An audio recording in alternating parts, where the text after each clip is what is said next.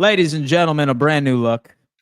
Let me tell you what, Roundtable CFB is back for episode 3, second episode on the channel, and the AP Top 25 has been released, which is going to be the main topic of said show, plus a couple of other tidbits here and there, things that are happening at fall camp all across of college football. J-Tuck, how's life, man? Talk to me. Life is good. You know, I sat back this past weekend, watched a lot of preseason football, watched the Bills play a little bit, watched my Dallas Cowboys, and I was watching just random teams play. You know, yesterday I sat back and I was watching the Chargers versus the Saints. I'm like, why am I just sitting on my couch watching this all day? But it's just like, you're just excited you have football back. And when you love college football, you love the NFL draft like I do, and just love football, period. Like preseason football is fun because you see the guys who really never really get that opportunity or spotlight, and they're fighting for their opportunity, man. Seeing your tweets about Deion Walker kind of got me excited because that was one of my draft kiddos, man. So I'm like, you know, I remember we were talking at the Super Bowl about Mike Green, who's out there in Baltimore. So it's you know, they say Christmas is the most wonderful time of the year, but I think right now it's kind of the most wonderful time of the year for me. Dude, me too. So especially coming off of the summer, because like I'm not big into baseball. And so ironically enough, so I played baseball, right? Okay. So like you would think that like I would be locked in on Major League Baseball right now, but it's not the case. Right. I need football more than I need air, and I'm glad that we ended up getting our first taste of it. And like you ultimately ended up saying right before we went live, like we're going to start to get our first taste of college ball. So when Kansas State and Iowa State play for week 0 here in just 2 Saturdays from now.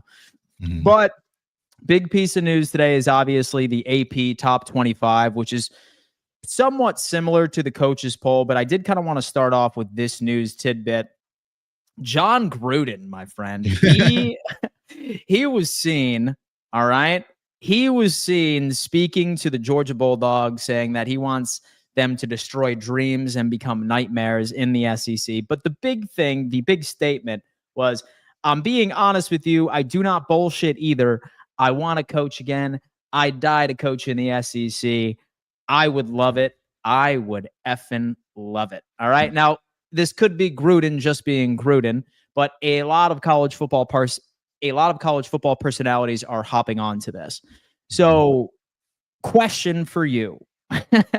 Do you think John Gruden has a place in college football? And do you think that that could be his way back into the coaching world?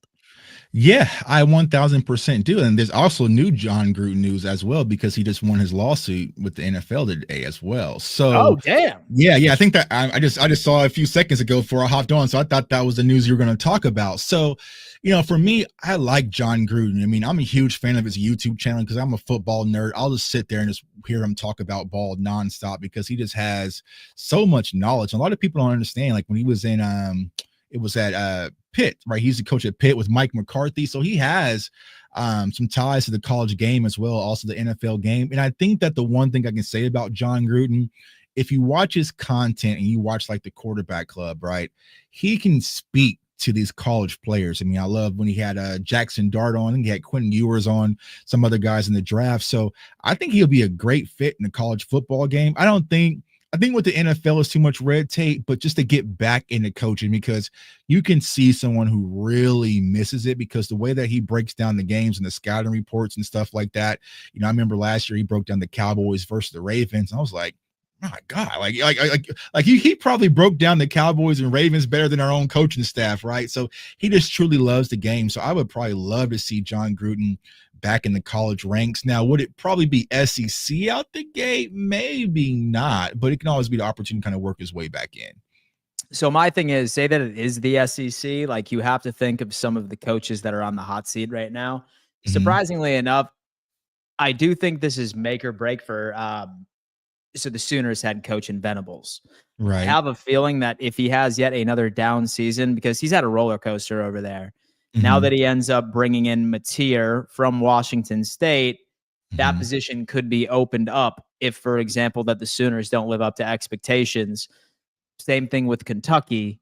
But yeah, I don't know, man. You know, it's funny because when Gruden won a Super Bowl, like he did not have a single snap in shotgun for the entire time. So I'm kind of curious to see Is he updated? what he would bring to college football. Yeah, I'm sure he'll modernize his game, like I said, because he's a football savant. And so he would definitely be able to adapt. And like I said, he'll be able to understand today's athletes. Um, Oklahoma, probably not. I could see Yeah, Kentucky. me I could too. see Kentucky.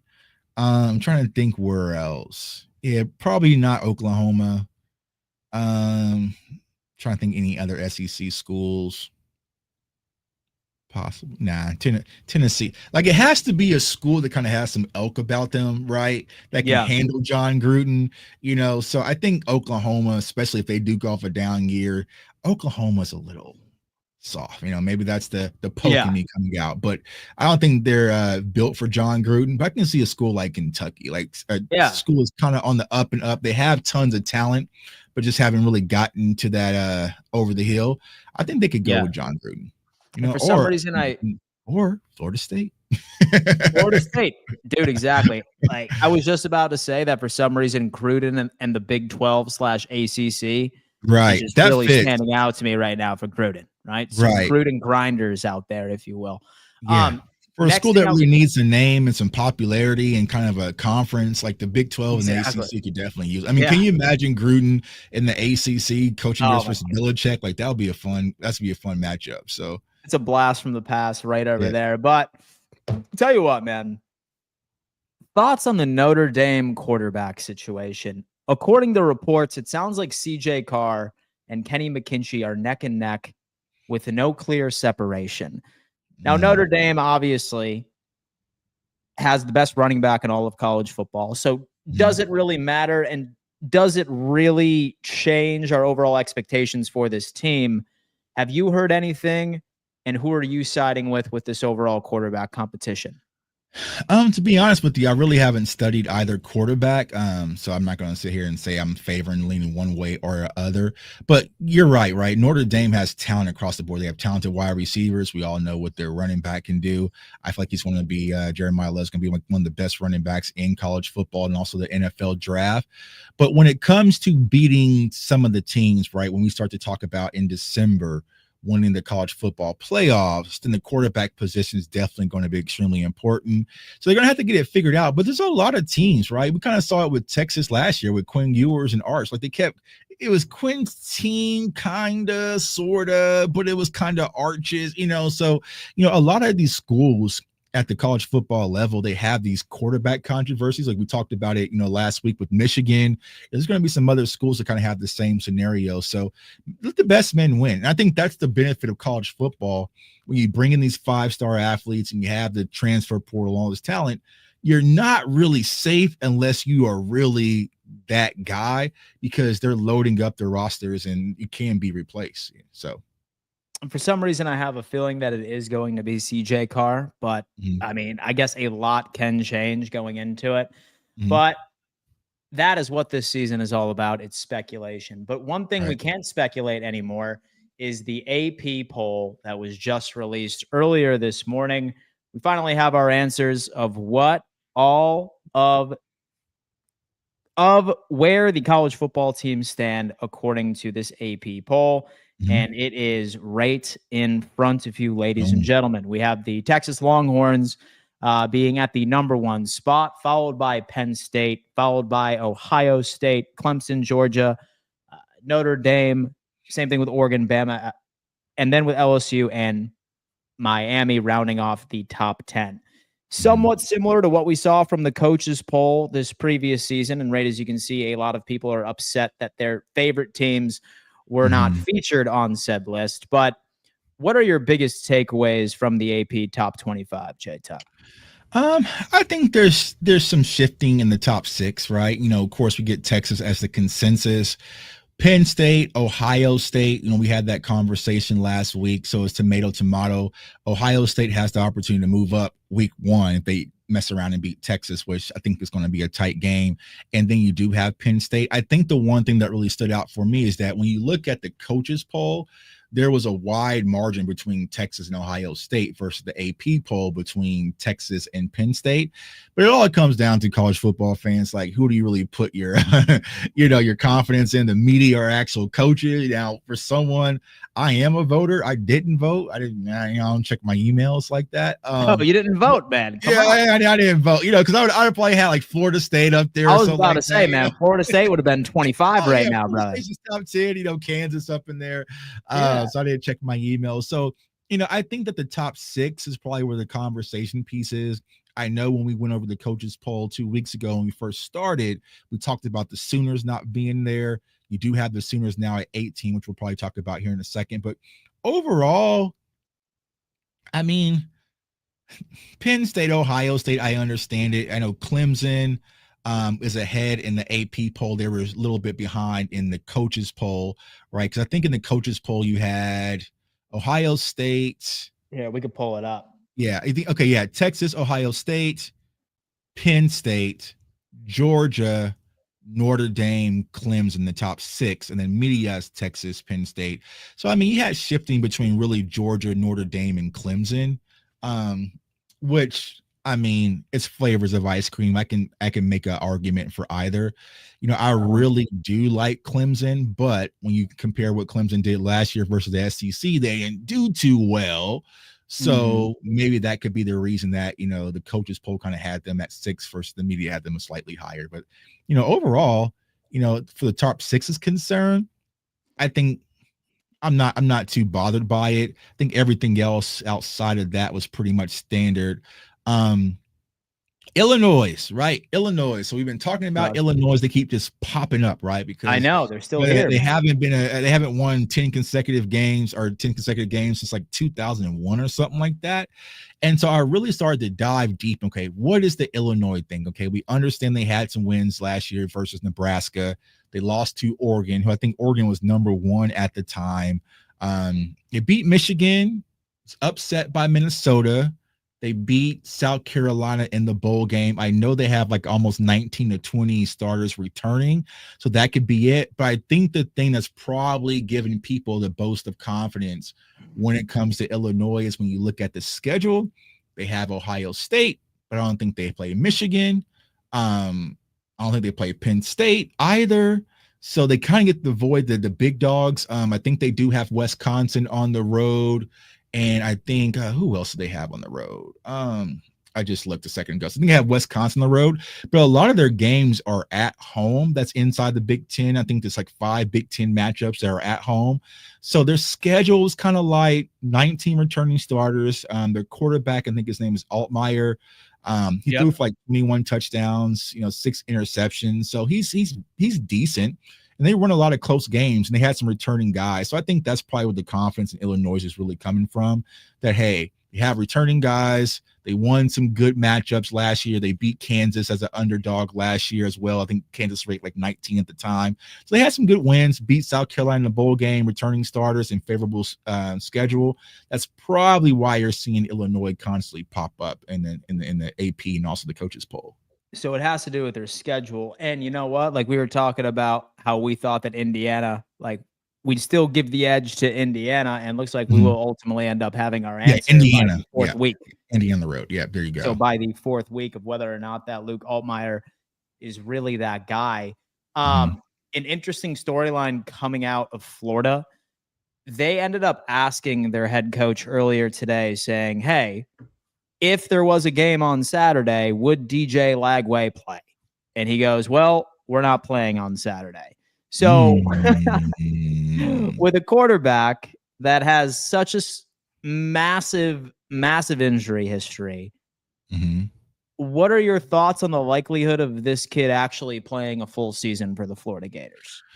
I mean, that's not doesn't give you a vote of confidence from your head coach saying that, right? Yeah. Because you're what 2 Saturdays away almost. So yeah, I think that's the thing with DJ Lagway is can he play a complete season? Because I feel like this Florida team, being a top 20, top 15 team, they are talented, but everything is riding on DJ, right? So if he's not out there, I just don't think that they're a top 20, top 25 caliber opponent or caliber team in college football. So yeah, if he can't shake out or he's not going to be available or ready to go, that can definitely change things, especially in the SEC. I haven't really taken a deep dive into their schedule yet, but I'm sure they're going to have some tough games earlier on out the gate. So they're definitely going to need Lagway out there. But I think, was he throwing already? Is he? Yeah. He's been throwing already.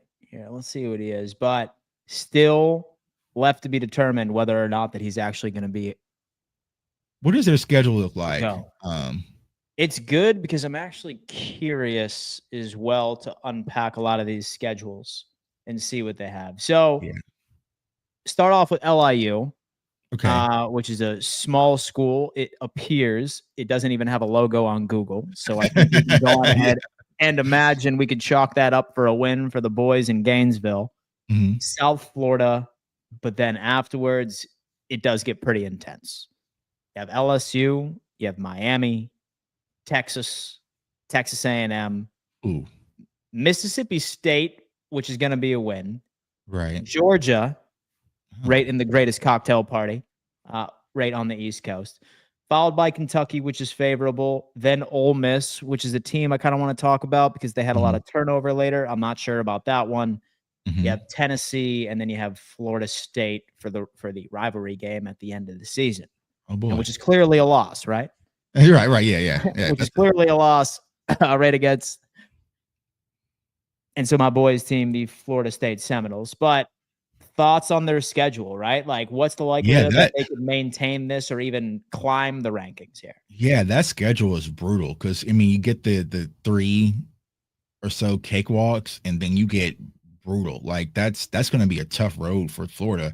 And honestly, I don't think that they have the talent to really cut through. Because go back to that schedule real quick. Let's see. So solid wide receivers, but then also a DJ Lagway. Say that like he can't go. Right. How can we possibly get him to grow the confidence here? LSU, yeah, we spoke about Miami and Carson Beck. They're still going to be competitive. Then you have to turn around and play Texas, who will probably be top 3, top 5 at the time. Texas A&M, we all know what their defense is and those rushers that they have out there. So that's 1, 2, 3, 4 tough games for them to get through. And if DJ Lagway is nicked up, then you have to turn around Mississippi State, Georgia. Ooh. Yeah, I don't know. I know what I'm saying. Like a Florida State fan, I'm kind of like, okay, that's cool. You know, I showed them no pity, but that's a tough mid-season slate for them. And if Lagway is banged up a little bit, I don't see how they cut through that. Mm-hmm. Yeah, it's gonna be tough, folks. We're gonna have to see how it plays. Yeah, the toughest schedule in college football. I didn't look at the schedule rankings, but they got to be up there somewhere. Yeah, and the schedule power rankings have to be something to take a look at here. Next team, Lane Kiffin and the Ole Miss Rebels. Right. So I'm a big fan of Lane Kiffin. And he always ends up getting the most out of his roster. But I do think that 21 is fair here. So I'm not going to lie to you. Like, they lost a lot of players. Wide receivers left and right. Same thing with their quarterback. A lot of very quality DBs are gone as well. Is this fair? Or would you say that you could see a world where they are not even ranked in the first place by like week 2, week 3? And we can go ahead and pull up their schedule here. We talked about John Gruden. You know, it's kind of the same thing with kind of Lane Kiffin's kind of like that, you know, go to college football and kind of revive yourself a little bit. But the thing about Ole Miss, I know they lost Jackson Dart, they lost Trey Harris, they lost some talent that you already spoke about, but they do have some guys returning back on defense. I think they had maybe 40% or something like that of defensive players returning, and their defense was stout last year, especially in points allowed. So, you know, that can probably work in their favor, but let me take a look at their schedule here. It's not a bad one, dude. It's not a bad one at all. Kentucky is winnable. Arkansas is winnable. Tulane, right? LSU, Washington State, Georgia, Oklahoma. Yeah, I mean, they're in the mix. So I think they'll be in the top of the SEC. No, but they'll be competitive. And I think they have a lot of winnable games there. So I think 21 is fair. I think the conversation about the quarterback position is probably has people a little hesitant when it comes to Ole Miss, but their defense is one of the best in college football last year. So they'll definitely be in the thick of things. And looking at the schedule, it's It's not bad. It's really not bad because I feel like they could beat South Carolina, even though I like Lenore Sellers and what they have there. I think they can compete with South Carolina, compete with OU. Yeah, so 21 is fair for Ole Miss. Yeah. Mhm. So I got to tell you what, too. It's funny because the first comment that we That's a see joke. from this preseason college football from this poll, it comes from a Southern Cal football fan, right? Mhm. This team's been spending a lot of money. It's been spending Right. a lot of money. It also ended up having a pretty solid recruiting class. Is Mhm. this a team that people are overlooking right over in USC, or do we not Well, you trust see that Lincoln first Riley? comment? There was a comment when you clicked on it. The guy said they went 7-6 last year, right? They went 7-6 last year, my friend. So Steelers yeah, time lets them know it. Okay. yeah. So I think I got to agree with that comment, right? It's like yeah, they did have a strong recruiting class, and the one thing about USC, they always going to spend big, but there's nothing for the coaches or media to go off of to feel like they're a top 25 team at this point, right? But here's the fun opportunity. I say to fans like that South Carolina fan or whoever, right?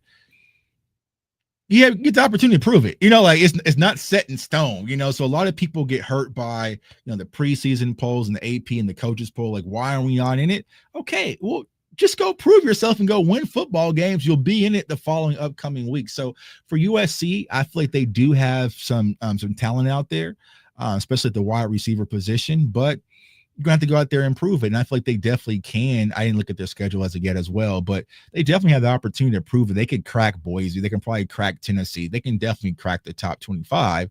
But based off of last year and based off the unknown, I can't see a team that I would really take out and put USC over. Yeah, like I said, I mean, you can have a conversation maybe about Boise, but Boise or Tennessee. But outside of that, there's nobody I would probably rank USC over at this point. Mm-hmm. And so what about your boys right in the backyard? Haven't really heard a lot about what the so with the SMU, right? Mm-hmm. So made the playoffs last year. And then many were saying that based off of their performance, right? Maybe they shouldn't Mm-hmm. have been there right in the first place. What is SMU looking like going into the 2025 season, especially since they are right in your backyard? Yeah, so of course they lost the other running back who's I felt is one of the best running backs last year, and Brashard Smith. He actually came here to Kansas City. But they do have Kevin Jennings, who's the quarterback. He kind of took over midseason last year. And then I think like SMU was like top in scoring last year. I think they averaged like 40 points a game. So they can definitely put points up. And they did have some talent. I know they had Elijah Roberts. I forgot where he got drafted to, but he was a talented defensive end. So, SMU is one of those schools that doesn't get a lot of publicity, but they're tough. They're tough and they're scrappy. So I can see SMU, like I said last week, between Clemson and SMU, I think that would probably be where the ACC will really lie. I can't see anyone else really taking the spot from those two. So I think 16 is probably fair. I get Florida being over them, South Carolina being over them. But yeah, SMU is probably right where they need to be, probably around 16 to 18 range. Mm-hmm. For sure. So what else stands out to you right about this poll? So whether or not that it's a team that's too high, it's too low, a team you're excited about. I think the interesting one for me still remains Oregon. There's just something about those Ducks, even though they lost Evan Stewart, I just feel like they're talented, right?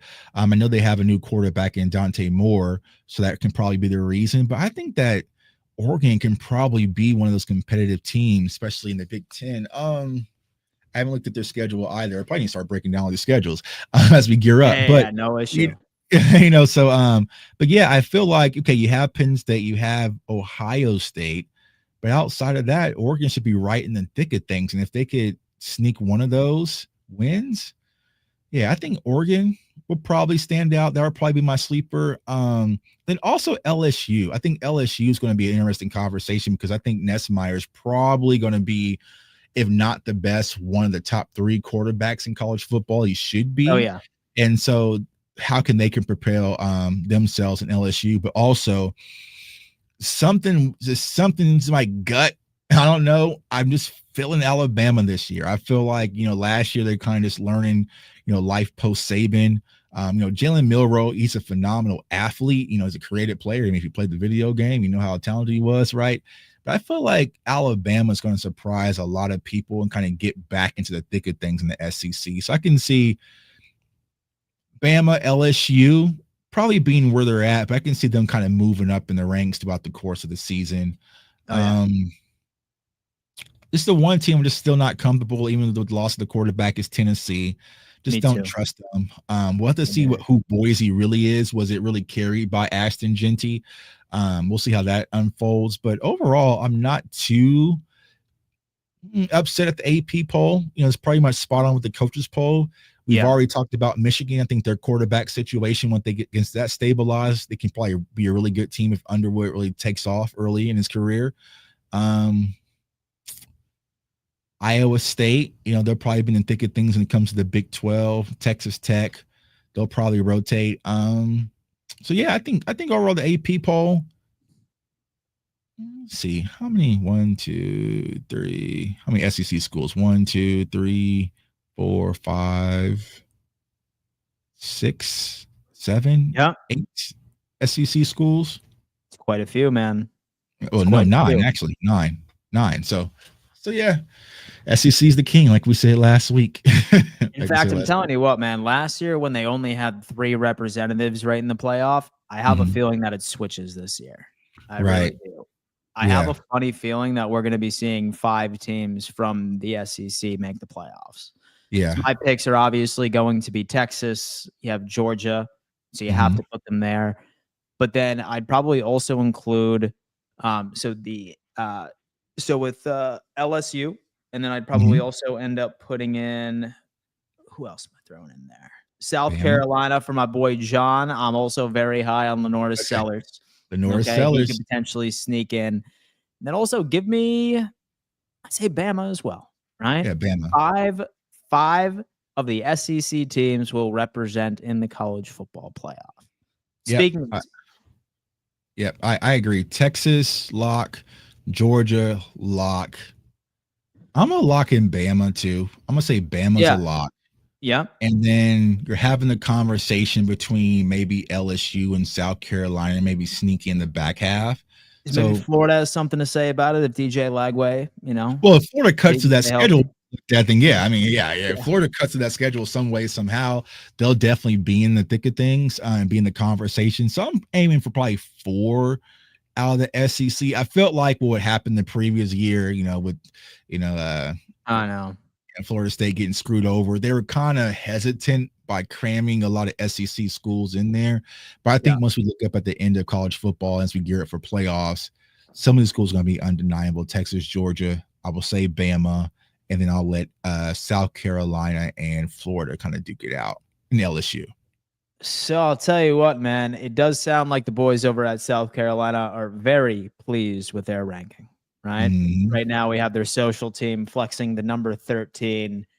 And many of you know that I'm very high on Lenore Sellers this year. Maybe it's because I haven't had an opportunity of checking out that documentary on Netflix yet. Have you? Yeah, I haven't. Yeah, I need to watch it. There's documentaries, I know. Cowboys have our own dropping here soon too as well. Yeah, I saw that with Jerry Jones is coming out too. I saw that. Yeah, gotta love it, man. So I haven't watched it, but I'll probably will crunch it. Right now, I'm binging Stranger Things. I never watched it. So I'm on Stranger Things right now. But I definitely need to watch the SEC because, like I said, it is college football. But yeah, like John said, like Lenore Sellers, I kind of said this last year, and a lot of people thought I was crazy when I said it, but I felt like Cam Ward was going to have a big rise by the time of draft season. Everyone called me cuckoo. I just felt it because I watched him at Washington. I know the caliber of player he was, and it's no once he put him in Miami, he was just going to add that extra kind of splash. I feel like it's not going to be Cam Ward-esque, but I feel like Lenore Sellers is definitely going to make a push where by the time we get to draft season next year, we'll be talking about him because I think like he's the most talented dual threat quarterback improviser. He's exciting to watch. And so I feel like South Carolina is going to have this type of bounce, type of confidence with him. this year at the quarterback position. So, they're definitely going to surprise a lot of people. I think 13 is perfectly fine for them, but they definitely have an opportunity to be some movers and shakers in the SEC. And so I sit there, right? And so I see first game against Virginia Tech at home win. Yeah, South Carolina State. So with that's like one of those schools where they pay them like millions of dollars just for an easy win. Just for the look. I have Vanderbilt, man. And you know what? Like based off of all of the interviews that I'm getting from the Vandy quarterback as well, I'm kind of glad that when I pull up this list that I'm not seeing Vandy ranked at all. Right? Right. I have never seen like one team or one quarterback be like, oh my God, watch out for them. They're going to come out of nowhere. Just because they fell ass backwards into a win against Bama last year, I am not impressed with them. But going back to their schedule, right? I could very easily see South Carolina win their first 5 games and start off at 5-0. But then this is where things start to get a bit more difficult. So you have a very tough away game at LSU. And the same thing with Oklahoma, then Bama, then Ole Miss away, then Texas A&M. Then Clemson, yikes. And then Clemson, who they did ultimately end up beating last year, but that was prior to when they ended up like having those 2 star wide receivers at the helm. So it's the back half of the schedule is really going to define this team. And that's the thing. Like when you look at these schedules, like when we looked at Florida schedule as well, it's like clumped up, right? It's like no breaks. It's like, you kind of start to a slow start and it's like, bam, it's right in your face. So, going from like, I think Missouri will be decent as well, but LSU, Oklahoma, Bama, Ole Miss, and then Clemson. That's a tough slate. So you're looking at, I would say, just kind of guesstimating. I feel like not at LSU. I wouldn't pick them to win at LSU. No. They should get Oklahoma at home. Yeah, they should get Oklahoma at home. John.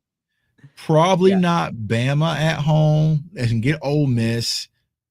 Probably A&M's a tough place to play as well. They should handle Coastal. They can run the football.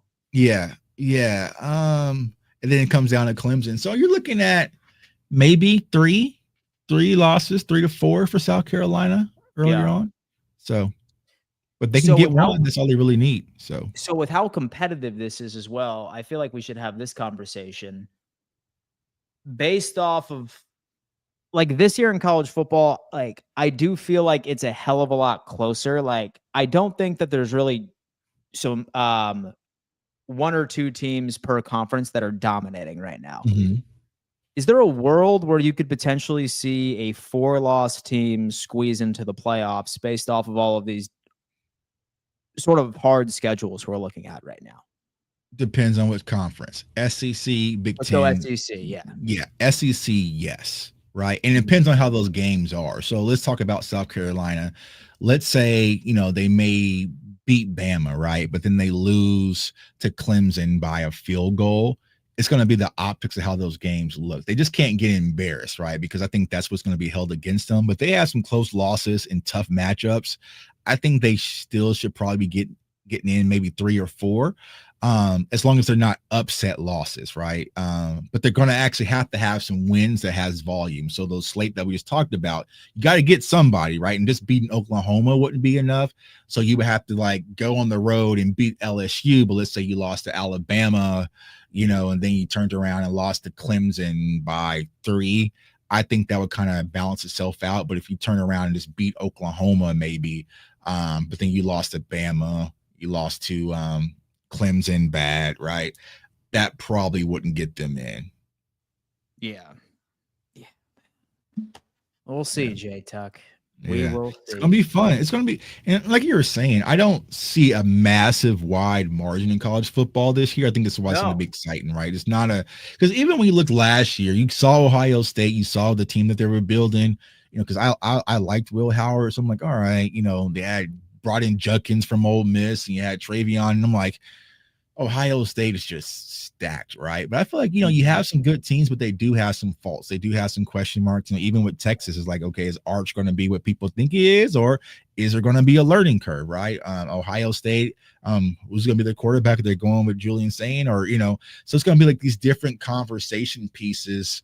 When when it comes to it. I think the one team I'll probably say has the least concerns probably be Penn State, right? Because where Drew Aller is. It's a You know, cakewalk. yeah, you kind of know what Penn State is, and also their schedule. So if there's any team I can probably say, all right, they're going to be there unless there's injury, will probably be Penn State, because I trust Drew and I trust that running back duo. They're going to have the best running back duo, and Penn State's defense is always going to be stout.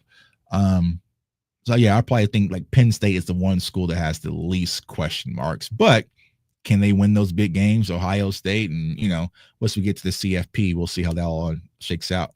Yeah.